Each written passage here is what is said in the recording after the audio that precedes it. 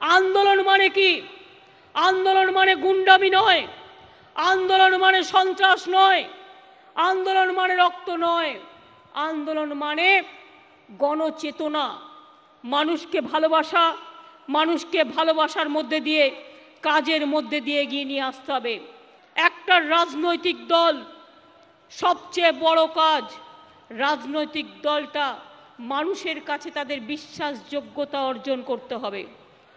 আমি বিশ্বাসযোগ্য কর্মী না হলে রাজনীতি করার অধিকার আমার নেই।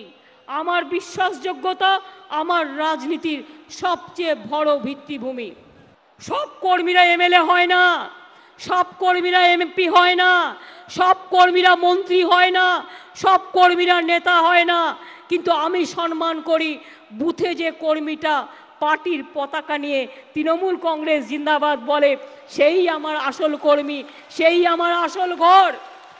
আগামী দিনে আমি এই তৃণমূল কংগ্রেস দেখতে চাই, যে তৃণমূল কংগ্রেস রাস্তা দিয়ে হেঁটে যাবে, মানুষ গর্ব করে বলবে, দেখো দেখো একটা তৃণমূল কংগ্রেসের কর্মী যাচ্ছে, কত ভালো, আমার বিপদ হলে ওকে ডাকতে হয় না, ও আমার পাশে এসে দাঁড়িয়ে যায়।